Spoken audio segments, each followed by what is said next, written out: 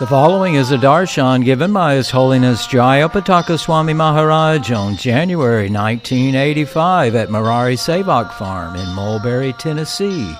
The darshan was entitled, "The Holy Name Doesn't Wait."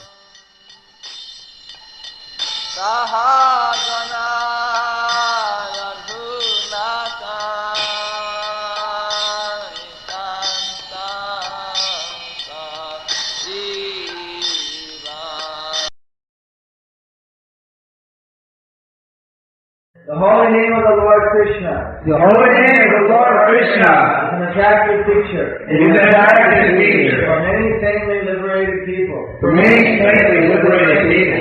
It is the annihilator of all sinful reactions. It is the annihilator of all sinful reactions. And it's so powerful. And it's so powerful. It's safe for the dumb.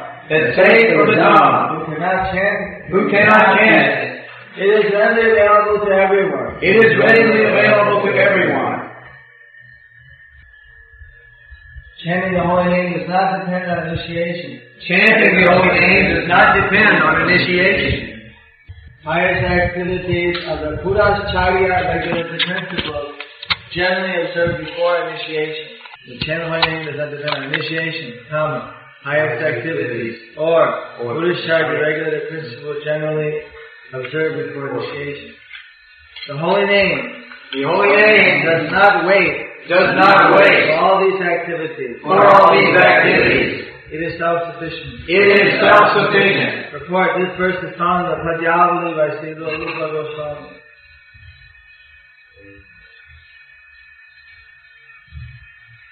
Report, this verse is found in the Padyavali by Srila Prabhupada. Atoy jar mukhe ek Krishna naam seto Vaishnava kori ho tahashraman. Sri Chaitanya Mahaprabhu then finally advised, one who is chanting the Hare Krishna mantra is understood to be a Vaishnava. Therefore you should offer all respects to him. Translation, repetition. Sri Chaitanya Mahaprabhu then finally advised, one who is chanting the Hare Krishna mantra is understood to be a Vaishnava. Therefore you should offer all respects to him.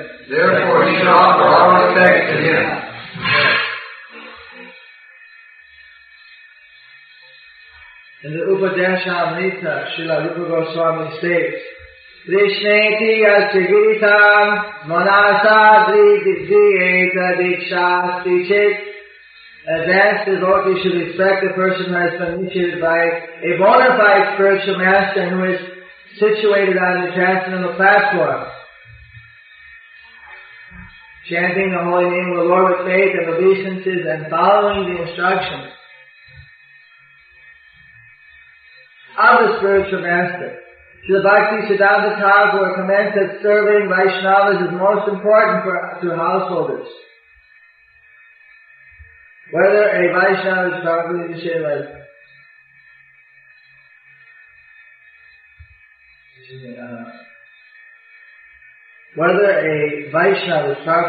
not is not a subject for consideration.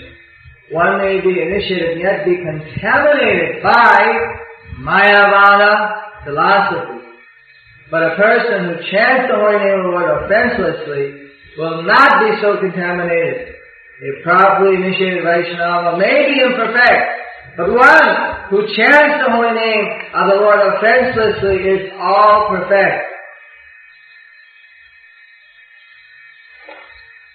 Although he may apparently be a neophyte, he still has to be connected with to such intelligent person.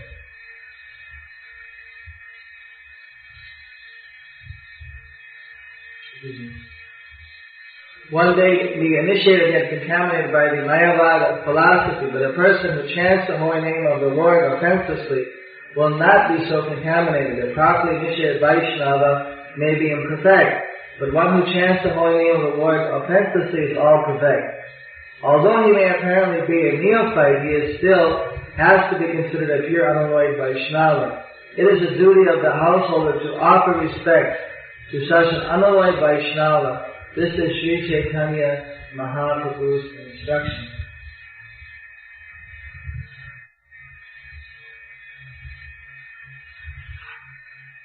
Chanting of Hare Krishna is for everyone. Those who chant, even though not initiated, they are to be respected. Of course, someone who's chanting will want to be initiated.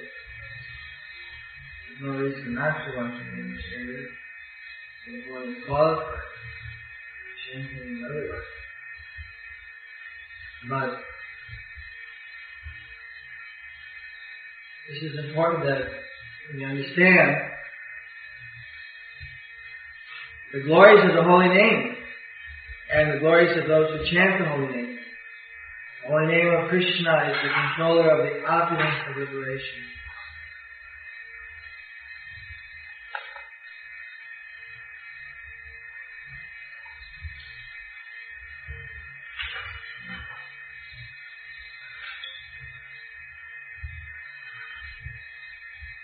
And then they go with Krishna. Someone's chanting. They're becoming purified. Sometimes in India you find that there are people who are initiated Vaishnavas, but they're either Mayavadis or they're Mayavadi Sahajya. Although they chant and put on a profile, actually they're not real devotees of the Lord. That's why Bhaktisiddhanta Saraswati Thakur, when he wrote his poem, Dushtamon Tunikisha Vaishnava, Pratishta Tore, Nirthana Ghare, Tua Tava Hari Naam Kevala Koi Togo. But my dear mind, what kind of a devotee or Vaishnava are you? On the plea of solitary chanting of Hare Krishna, independent chanting of practicing of Hare Krishna chanting, you are actually looking after your own name, fame, sense gratification. So your chanting of Hare Krishna is simply cheating.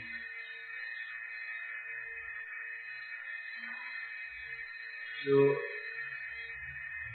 Bhaktisiddhanta Saraswati Thakur never wanted that people should be alienated from the association of the other devotees. And Srila Prabhupada, he also, in many places, stated that the purpose of the ISKCON society is for association, and others should not leave this shelter of ISKCON for any reason.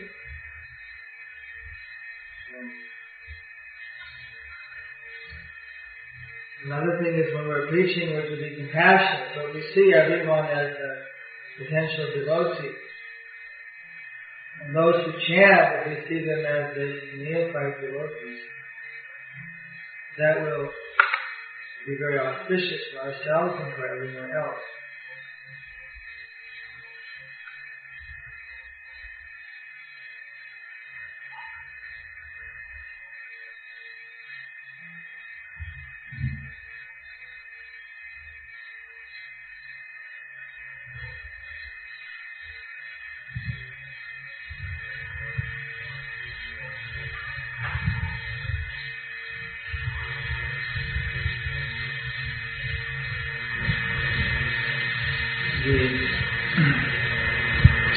Program where we ask people to take up the chanting of Hare Krishna, therefore we can see how important it is. And by chanting Hare Krishna, a person's mentality outlook actually becomes changed. What is the difference between Bhakti Yoga and Karma Yoga? Karma Yoga, a person is working for Krishna, giving the fruits of the labor or doing some service. but they're not very strict about following a lot of the devotional principles or chanting or other type of bhakti yoga meditation. They're only doing service. So as a result, although they're doing service, their mentality in devotional service does not change. Srila Prabhupada stressed that the whole purpose of Krishna consciousness is actually to undergo a change of heart. We should not want our consciousness to remain the same. It is the opposite of material life. In material life, everyone is protecting their mind. If you study the actions of the people in general, you see that they, through their conditioning, they assume a certain mentality, which is not absolute, which is not transcendental. And then they defend that position in various ways, in their life, in their discussion. They don't want anyone to disrupt that specific mental situation. This is a very common attitude. So when people, for the first time, they see devotees or they're exposed to Krishna conscious philosophy, it is not at all unusual to find strange reactions like fear, hate, anger, because all of a sudden their mentality, which they've been so meticulously protecting, their enjoying attitude has been directly challenged. And either they have to defend against that, they think. So they become angry or disturbed in some way or another. Actually, the Bhagavatam has been described as Janaraga Viplava, that is a revolution in the sinful lives of the people in general. Because people in general are habituated to so many sinful activities, they're habituated to so many materialistic attitudes and outlooks, and actually Krishna consciousness creates a revolutionary change because it brings one into focus with higher realities which are more pertinent than this temporary flickering material phenomenal world that we can see. We think that this is the real world, this is what counts in material consciousness. The cars, the buildings, the civilization, the family, these things seem to us in material consciousness very real. But actually, from the transcendental vision, they're actually very temporary. Just like a man dreaming, he may think that his situation in the dream is very real. He may not even want to wake up if he's enjoying his dream. But then when he does wake up, he sees that the dream is gone. He may have been a king, for instance, and then he enjoyed that. He doesn't want to wake up. In fact, he wakes up, he might like to go back to sleep and become a king again. Rather, he looks around and says, where am I? I was much better just 5 minutes ago. But if he's being eaten by a tiger in his dream, save me, and he wakes up. That hasn't happened. So this is the situation. The people think that they're enjoying, and you present to them that no, actually you're sleeping. There's a real eternal existence. This existence is temporary. It appears real, but the reality is relative. And you are actually of the eternal situation, therefore now you should come out to your real life. If they think they're enjoying, then they may be very fearful of change due to attachment. If you happen to get someone who's actually frustrated, who's actually thinking how to get out of this terrible situation, just like a man dreaming that he's being eaten by a tiger, well then he may be right to just fully accept Krishna consciousness. It's described as someone who is in a virakti bhav, one who is already in a type of renounced or detached attitude. But that is very rare. 1 out of 1,000 has that kind of attitude. But our purpose is to change the consciousness. So, Initiation means that brings us closer to the spiritual master. It means we're to follow the instructions of the spiritual master. It's not simply the formality of the ceremony.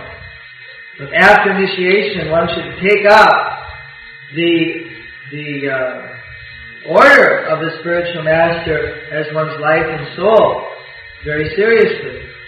And be always active in trying to implement that. Now sometimes someone may be initiated formally, but they may have stopped trying to carry out the order of their spiritual master. Therefore, actually they can create rather a disturbance to the advancement of pure devotional service. The more that they try to artificially establish their position as being authoritative or correct, while they're neglecting the order of their spiritual master, that creates an artificial situation, which can either be very disturbing or may mislead innocent people. Therefore, it is better, as Prabhupada Bhaktisiddhanta Saraswati Thakur said, that it's better to be a sincere sweeper in the street than to be a charlatan meditator. Because even if you're a sincere materialist who's humbly thinking that, well, someday I may try to do my work, even try to reach Krishna, at least you're not committing any Vaishnava or any Guru or Krishna or Seva offenses or aparadas. But if somebody is falsely maintaining his position in terms of a preacher, but not following the instructions of the spiritual master, say he's preaching Mayavadi or Sajya, then of course he's not only doing violence to himself, but he's misleading so many others. So, of course, in our International Society of the Krishna Conscious, those who are following the instructions of Srila Prabhupada and helping the Krishna Conscious movement, they're of course sincere souls. This is specifically for those people who take initiation and then they leave the instruction of their spiritual master. And then sometimes you meet such people and they'll say, "Oh, I'm very happy, I'm very correct, I'm not doing this is the thing." And they create a whole philosophy about trying to justify. They're not actually strictly just following the instructions of their spiritual master. This is not something new. This is something which has always been there. Just like the 6 sons of Advaita Goswami, 3 of them followed him and 3 of them deviated. They created their own concocted process, which was more that live comfortably, do your devotional service, but don't surrender too much, try to get some facility. It's called Karma Kanda. I think some of you might have heard this somewhere, even in the 20th century. So this is not new thing. But the taking up the order of the spiritual master, even if one is fallen or weak spiritually, but if he has the proper attitude and is humble and trying to come up to the standard, he is far more advanced than someone who is so-called in an elevated state, but who is actually rigidly not surrendering to the instructions of the spiritual master. So therefore, we should always be open to receive the holy name and constantly chant the holy name. We should be very moldable in the hands of our spiritual master, so that we can be trained to be Krishna conscious. And we should avoid, of course, listening to the words of those persons who are inimical to devotional principles, or Mayavadis, or Sahajiyas, or those who are blasphemous against the Vaishnava devotees of the Lord. Because all these things can distract our mind. So say if someone is chanting, they may not yet be initiated, but even then, this confirms that Lord Chaitanya recognizes such a person if that person is sincerely trying to advance in spiritual life of chanting Hare Krishna, that person should also be given due respect as a devotee, even though that person may not yet have received the formal initiation. So, these things are very hard to understand because it's very easy for us to understand the ceremonial, superficial situations. And then there's always these phrases in devotional service and Bhakti Yoga, which makes it a little different from others. That you have the ceremonial, superficial situation, and then you have the spiritual purpose, objective, and direction behind. And if the two are in line, alright. But if there's any kind of disharmony, then the higher spiritual purpose takes precedent and the external ceremonial thing is in a subordinate position. And that requires a very astute analysis of the situation to be able to distinguish that type of situation. So Chaitanya Charitamrita is especially the postgraduate study of devotional service. First we study the Bhagavad Gita and know what is matter, what is spirit, what is our basic relationship with the material world, with Krishna, and that ultimately brings us up to the point of surrendering to Krishna. The Srimad Bhagavatam takes us from that point of surrender, firmly trains us in the devotional service. The Lord shows us how the Lord is in a completely transcendental position, what are His relationships with His devotees, how the devotees in different ways surrender and serve unto the Lord. Finally, when we come up to the Chaitanya Charitamrita, then we come into very hair-splitting understanding of devotional service and the very fine lines which distinguish pure devotional service from mixed devotional service or from Mayavad or from Sahajya, and also how to practice devotional service in a very systematic way as taught by Chaitanya Mahaprabhu. All these things are discussed in Chaitanya Charitamrita, plus the transcendental personality of Lord Chaitanya, which is of course the most mysterious, because the Lord has come as His own devotee. And He is showing Himself how to worship Krishna in the highest level of pure devotion. So that's a very transcendental platform which makes this Chaitanya Charitamrita unique. So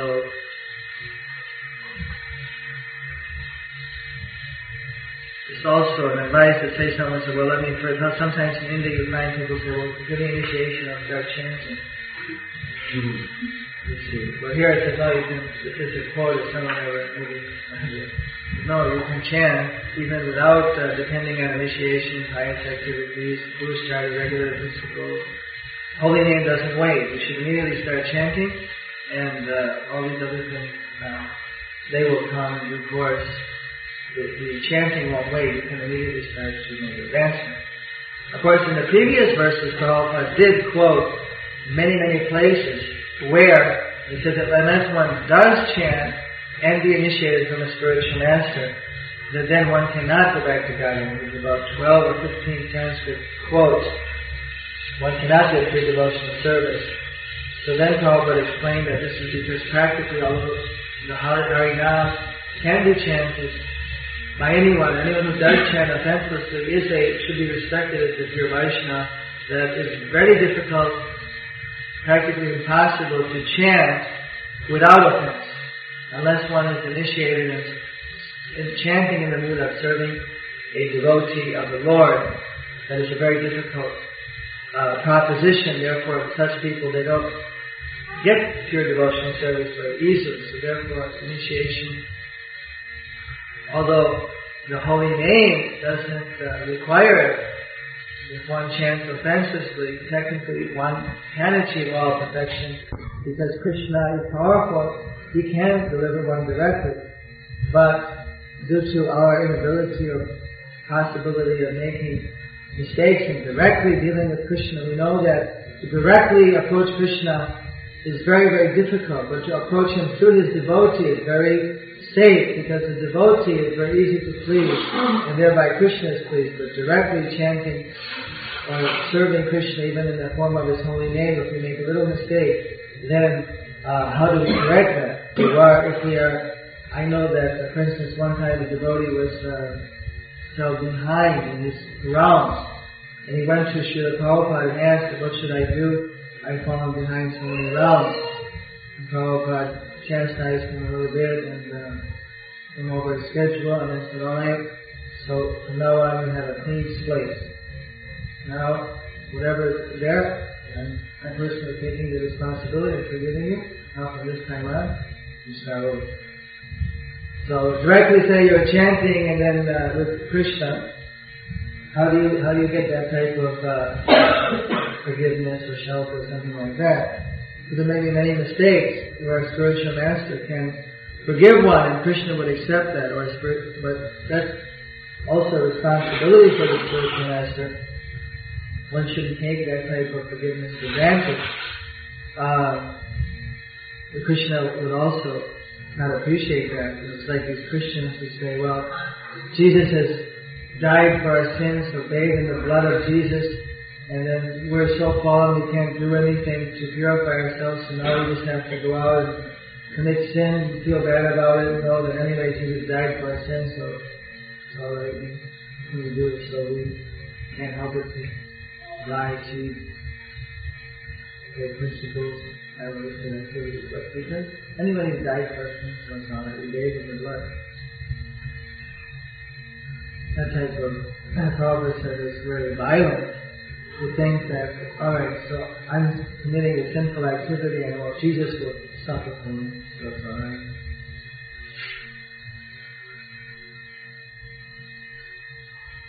So we don't want to have that type of mentality. So our temple president, Maharaja, Prabhuji, says that today in his calendar is the final day, the day when Prabhupada had concluded the Chaitanya Charanamrita. But I have no doubt. Because here it says that it was concluded on the 11th day of the dark fortnight, Rama Kadasi. I don't think today is the Kadasi. But it says of the month of Kartik. The wording Kartik. Which would be the day. Yeah. But anyway, so since I'm here and since whether right or wrong, we might as well, since you've said it, Mahamaya, Yogamaya, whatever.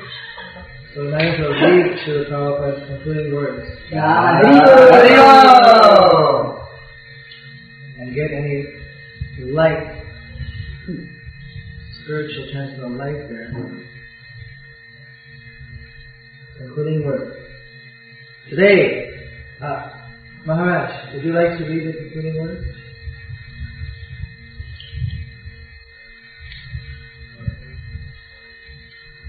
You just go with the always. You want to sit? You mean, is this item also being here? No. Not really. Concluding verse. Today, Sunday, November the 10th, 1974, corresponding to the 10th of Kartik, Chaitanya Era 488, the 11th day of the dark fortnight, the Ram Ekadashi. We are now finishing the English translation of Sri Krishna Das Kaviraj Goswami's Sri Chaitanya Charitamrita.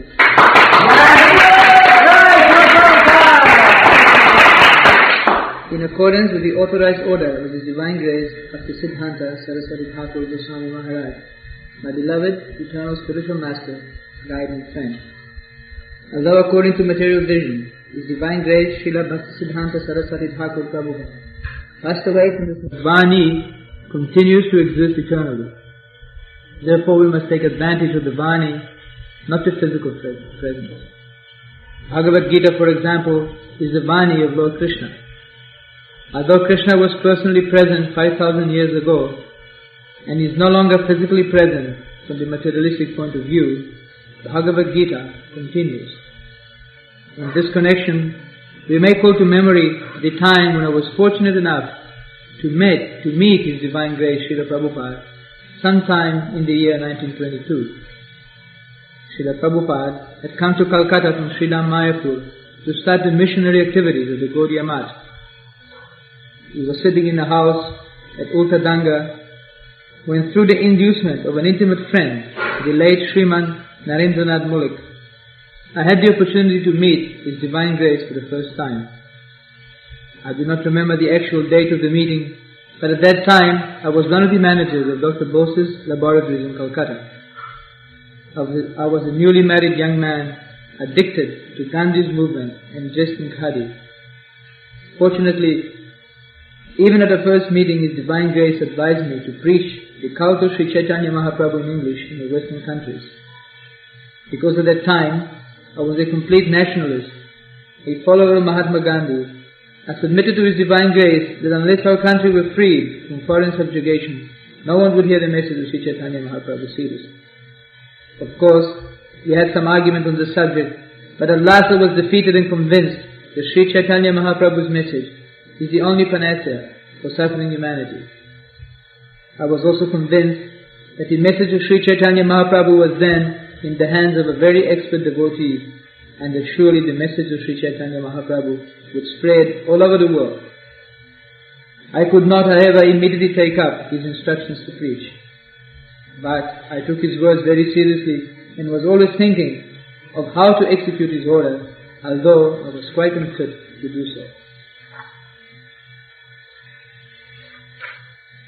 In this way I passed my life as a householder until 1950, when I retired from family life as a vanaprastha.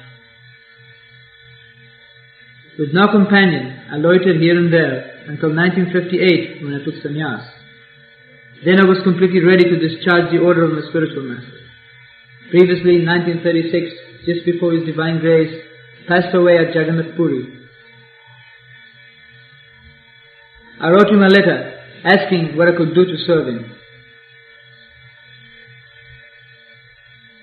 This is wrong. His Divine Grace did not pass away at Jagannath Puri, passed away in Calcutta. Because I think there is a grammatical mistake. It should be previously 1936, just before His Divine Grace passed away, at Jagannath Puri, I wrote him a letter asking what I could do to serve him. In reply, he wrote me a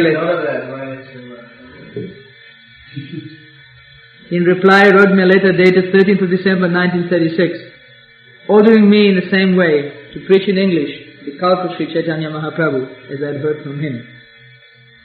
After he passed away, I started a fortnightly magazine, Back to Godhead, sometime in 1944, and tried to spread the cult of Sri Chaitanya Mahaprabhu through this magazine.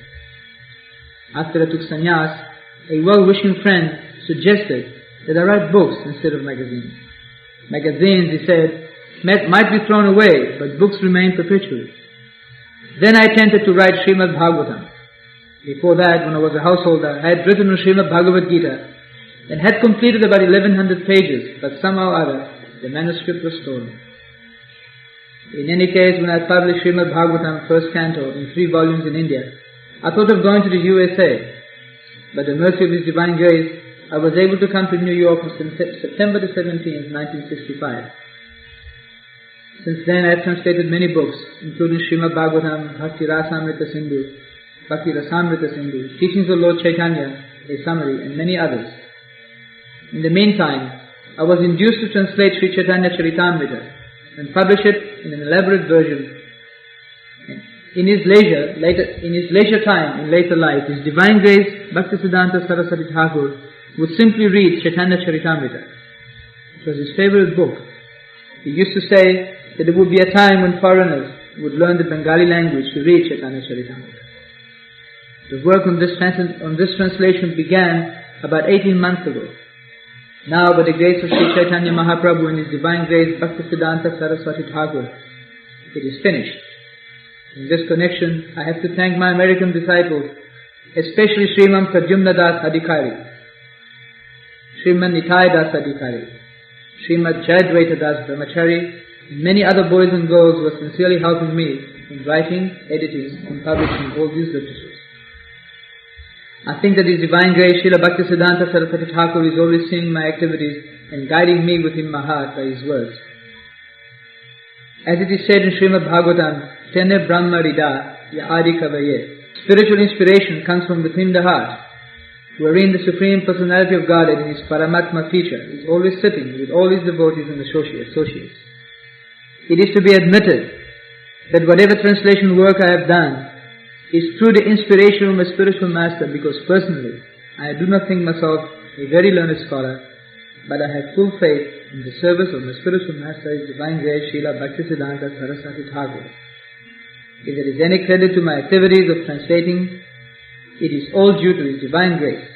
Certainly if His Divine Grace were physically present at this time, it would have been a great occasion for jubilation, but even though He is not physically present, I am confident that He is very pleased by this work of translation. He was very fond of seeing many books published to spread the Krishna consciousness movement. Therefore our society, the International Society for Krishna Consciousness, was formed to execute the order of Sri Chaitanya Mahaprabhu and His Divine Grace, Srila Bhaktisiddhanta Saraswati Thakur. It is my wish that devotees of Lord Chaitanya all over the world enjoy this translation, and I am glad to express my gratitude to the learned men in the Western countries who are so pleased with my work that they are ordering in advance all my books that will be published in the future. On this occasion, therefore, I request my disciples who are determined to help me in this work to continue their cooperation fully, so that philosophers, scholars, religionists, and people in general all over the world will benefit by reading our transcendental literatures, Srimad Bhagavatam and Sri Chaitanya Charitamrita. That end the Bhaktivedanta purpose to Sri Chaitanya Charitamrita, dated November 10, 1974, at the Bhaktivedanta Book Trust, Hare Krishna Land, Juhu, Bombay. Jai Prabhupada.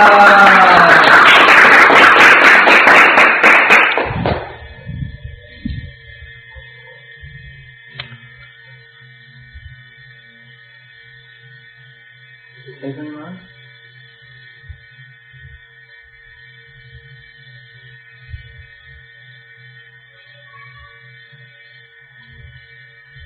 So there's a transcendental vibration in Srila Prabhupada's words.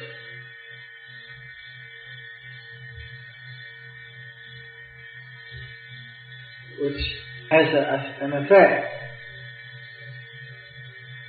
on the listener. The vibration of his surrender to the instruction of his spiritual master, and the vibration of his dedication to carrying out that instruction. Of course, in Sanskrit it's described as prema. In English there's a word which is close to that, which is love. Love has many other meanings, but in this context, prema is transcendental love. Transcendental loving devotion. So,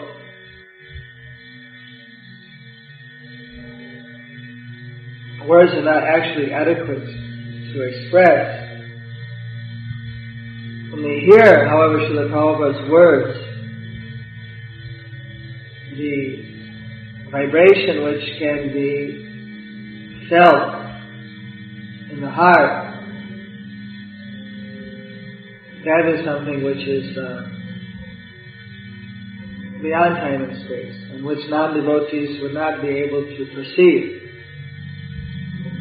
They are not adequately tuned in.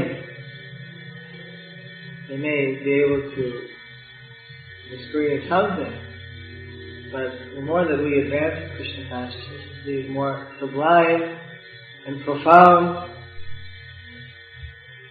are the realizations of the Krishna consciousness movement.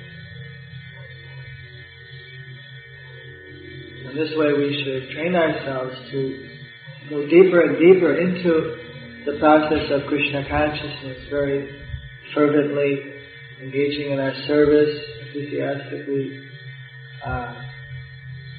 attending all of the spiritual programs, very seriously chanting Hare Krishna the required number of times, and very cautiously avoiding any stumbles and mishaps in terms of avoiding the association of Maya, especially breaking any regular principles. These are essential, and they allow us to go deeper and deeper and deeper into devotional service. without any disruption. So, of course, Srila Prabhupada even gave a brief light sketch how right from the very beginning it was the order of Bhaktisiddhanta, not the only time, but the first, the middle, and the end. It was the order of Bhaktisiddhanta Saraswati Thakur to Srila Prabhupada to preach this message in English-speaking countries, specifically in the Western countries. And so he took up that instruction. And by picking up that instruction, we're here today. We owe our spiritual birth, our spiritual association, otherwise we'd be somewhere, possibly foundering in the material world, or maybe it's some Mayavadi ashram or something. Still looking. So this was Krishna's mercy and Bhaktisiddhanta's mercy upon us, that they sent Prabhupada, and Prabhupada is living with us, and he's living in his followers, he's living in his book, so we have to take up now this same. This is Srila Prabhupada, after the departure of Bhaktisiddhanta, he took up the order of Bhaktisiddhanta in spite of risk of life. Srila Prabhupada would recognize when somebody took a risk, when they did something beyond the call of normal duty or something. If somebody went somewhere or took some incredible risk, developed something, even though it was very difficult, then Prabhupada would recognize that. Sometimes he would reward that with some official service or responsibility in that area.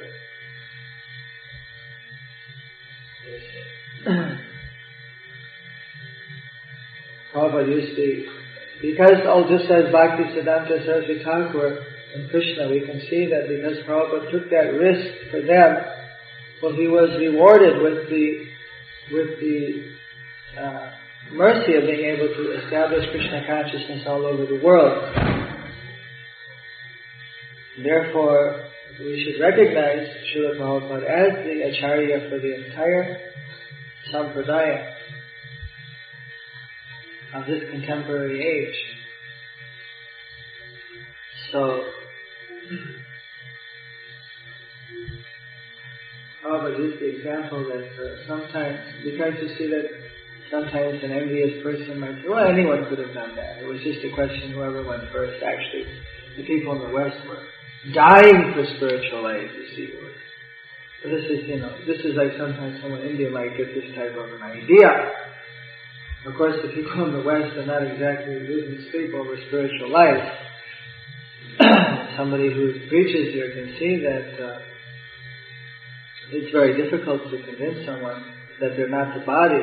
And it's a society which every radio show, every television show, every billboard, magazine, person is consistently reminding you that you're the body and the goal of life is to gratify your senses to the hilt. There are people who are looking for spiritual life, but it definitely requires the mercy of Krishna in order to reach those people and to enable to purify them of their misconceptions. So, the example was given that when Columbus found America, then when he left, you see, everyone said, you're going to fall off the edge of the world, it's very dangerous, you don't know what you're doing. And he went, and then he hit America. Then they said, well, it's a continent. You had to hit it if you just went west. Anybody could have gone there, would have hit America, sooner or later. So what's the big deal? So then apparently Columbus, he had an egg, and he said, all right, which of the two of you can stand the egg on its end? And they all turned it down. Nobody could do it on the big table, on the king. And they said, all right, So no one can ignore. Alright, then you do it. So he took the egg, crushed in one end, smashed a little bit, and set it up on his head. Oh, you're cheating, anyone could do that. Yes, well I did it. So this is the thing, is that sometimes people tend to say, well, anyone could have done it, but there's always the person who does it.